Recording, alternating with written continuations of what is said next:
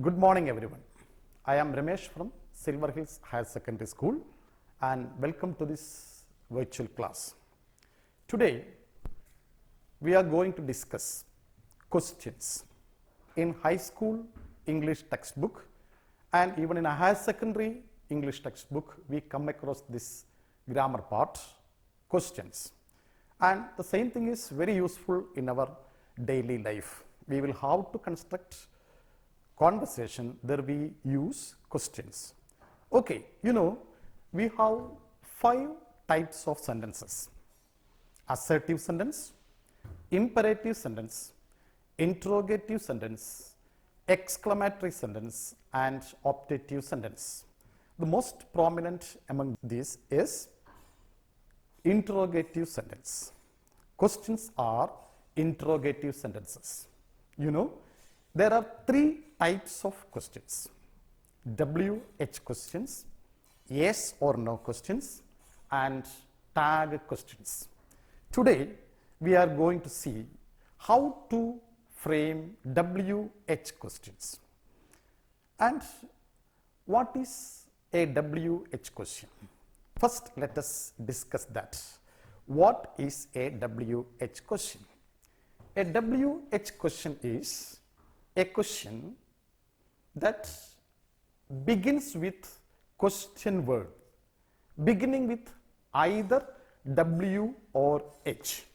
I repeat, WH questions are questions which begin with question words beginning with W or H, the letter W or H. And we have a few question words starting with the W or H.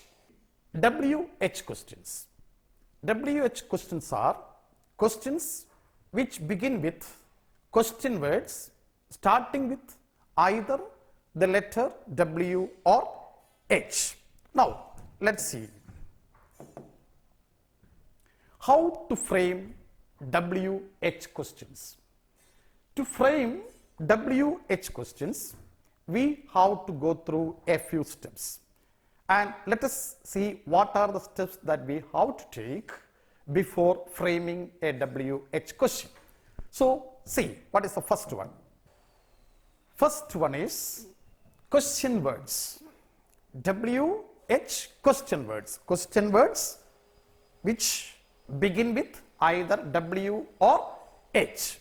Then second one, auxiliary verbs. Second step, auxiliary verbs, that we will do in detail, right?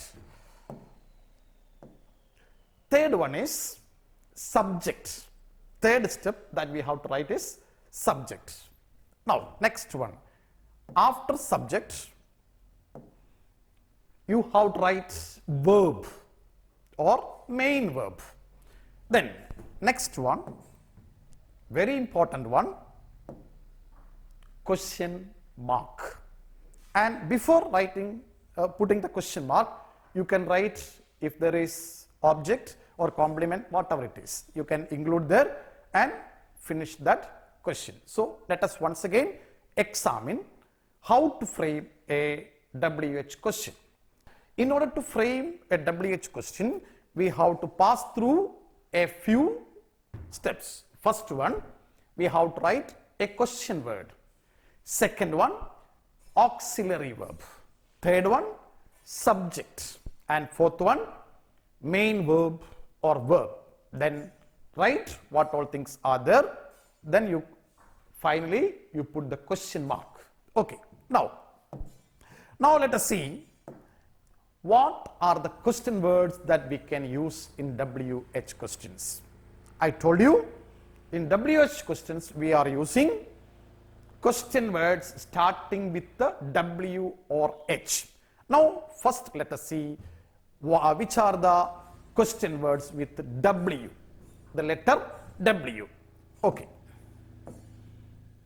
W questions are what, why, when, where, which, who, whom, whose.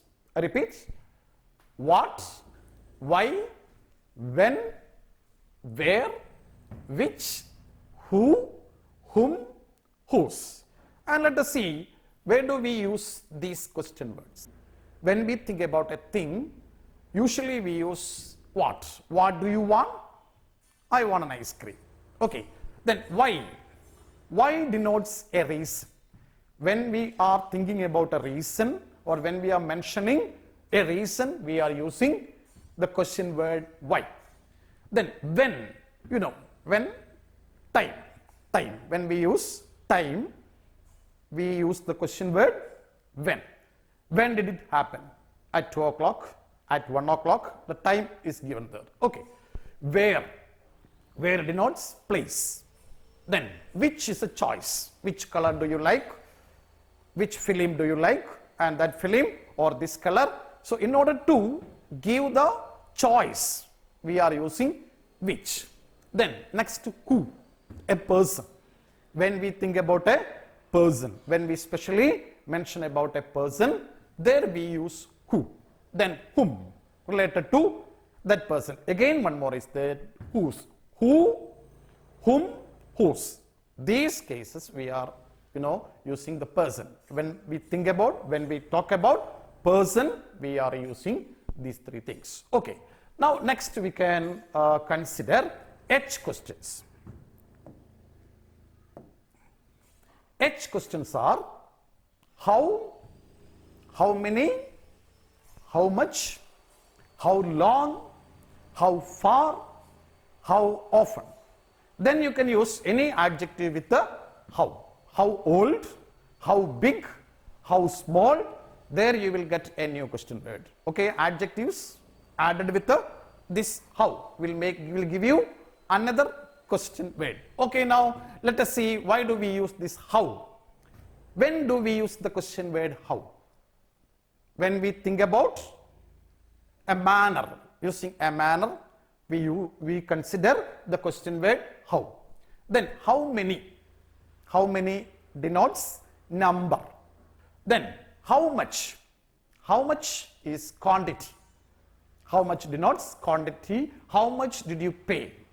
How much did you pay for this thing? So the amount, the quantity that we use with the how much.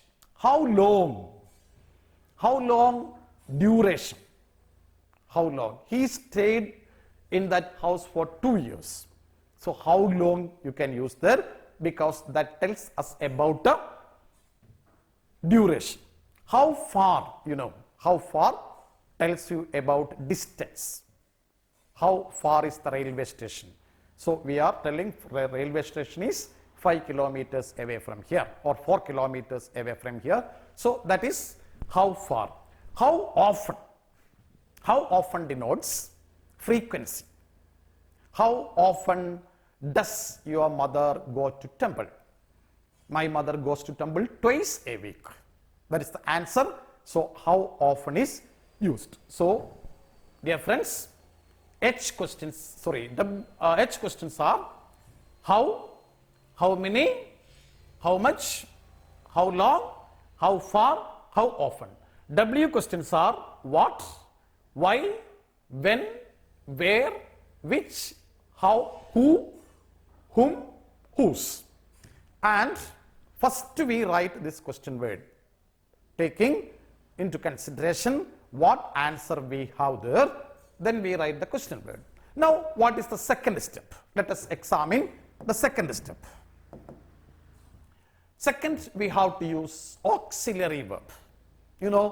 Auxiliary verbs are 24 in number. There are 24 auxiliary verbs, and we divide the auxiliary verbs into two categories, two groups. And the first one, primary auxiliaries. Primary auxiliaries are 11 in number, and they are, primary auxiliaries are am, is, are, was, were, or be and its forms, has, have, had, have and its forms, do, does, did, do and its forms. Once again, am, is, are, was, were, has, have, had, do, does, did. They can also function as main verb. Even though they are auxiliary verbs, helping verbs, supporting verbs, they can also function as main verbs. Okay.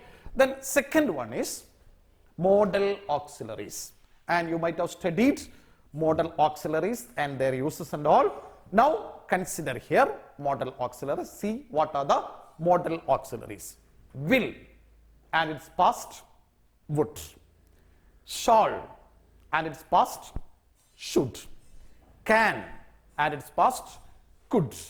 May, might, must, and semi-modals neither, dare, ought to, and used to. They are 13 in number. So total auxiliaries we have 24. First, primary auxiliaries 11, starting with the am, is, are, was, were, has, have, had, do, does, did.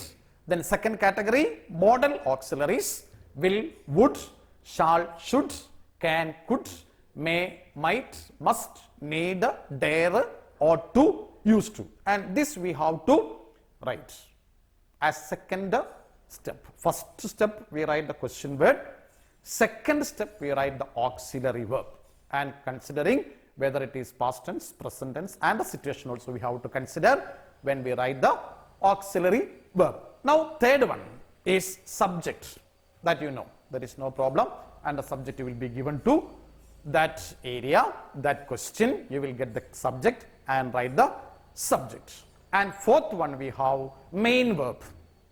Main verb will be there, or verb will be there, that you write, and sometimes from the verb you will take the auxiliary. If the auxiliary verb is not given directly, you take the auxiliary verb from the main verb. Suppose comes is the word, then it has an auxiliary verb there with it. What is it? Does. Does plus come is equal to comes, right? Do plus come, come. Did plus come, came. I repeat, does plus come, comes. So you get the auxiliary, does there. He comes here every day. He does come here every day. Okay, he came here. He did come here. So in the past tense, we get did as the auxiliary.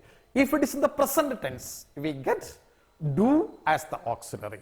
So present tense, we have do as the auxiliary. S form, we have does as the auxiliary. In the past tense, we have did as the auxiliary. So you can take, if there is no direct auxiliary verb is given, you can take any of these three depending on the tense and the form. Okay, once again, if it is present tense, take do.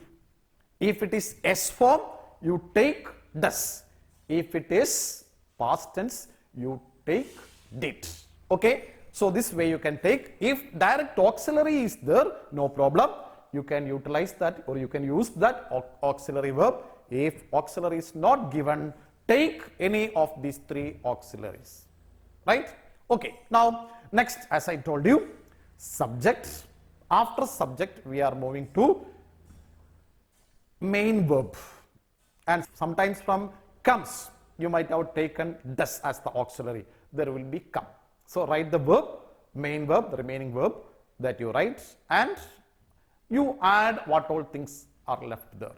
Sometimes objects will be there, then some other complements or anything is there. You just write the remaining part, then you last put the question mark. So these are the 5 steps that we have to follow while framing a WH question. Once again, we can examine. First one, write the question word starting with either W or H. Second one, you add the auxiliary verb, and the list of auxiliary verb here we have, and choose the apt one and write there. Third one, you write the subject. After subject, you take the verb, write the verb, main verb. Then you write the remaining things there in the question. Then finally put the question mark. Don't forget to put the question mark. That is very important. Now let us examine a few examples. How can we frame certain questions? Okay. Frame questions to get the underlined words as the answer. Okay. What is the first question? The bird made a nest in the tree. And the part which I underlined is in the tree. So, in order to get in the tree as the answer, you have to frame a question. Now, next one. Next question. The girl has been dancing for 2 hours. And the answer is, underlined section, or the answer is for 2 hours. To get the answer as for 2 hours, you have to frame a question. Right. Now, third one. He paid 20 rupees for his new pen. He paid 20 rupees for his new pen. And the expected answer is 20 rupees. So, how will you frame a question, a WH question, to get this 20 rupees as the answer? Right. Next one. The meeting will begin at 5. Answer at 5. And what is the question? We have to get at 5 as the answer. Then how can we make a frame a question? That is the next thing. Okay. Now next one. The school is 5 kilometers away from the city. The school is 5 kilometers away from the city, and underlined section is 5 kilometers. That is the answer. And you have to frame a question to get this 5 kilometers as the answer. Now, let us think. First one. The bird made a nest in the tree.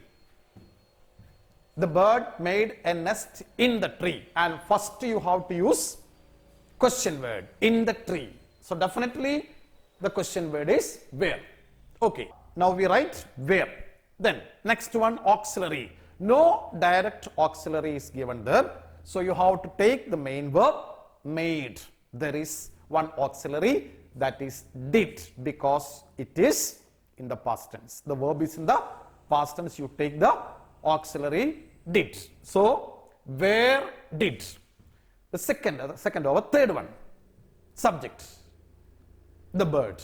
Where did the bird, and main verb. From made we took did. The remaining is make. Make plus did is made. Okay. So, from made we took did, and the remaining is make. So, take that. Where did the bird make a nest? Then put a question mark. Where did the bird make a nest? Put the question mark. And the answer is, the bird made a nest in the tree.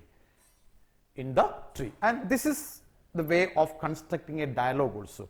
You are asking a question and you are expecting an answer. So, you can construct dialogues, conversation, if you know how to frame questions. And for 9th standard students, they have to study this thing, framing questions. So, please go through the steps and construct, or frame what we call questions. Now, let us examine the answers. First one, where did the bird make a nest? And second one,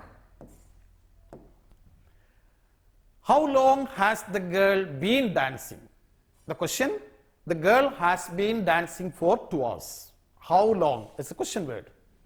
Duration. How long has the girl been dancing? Then, third one.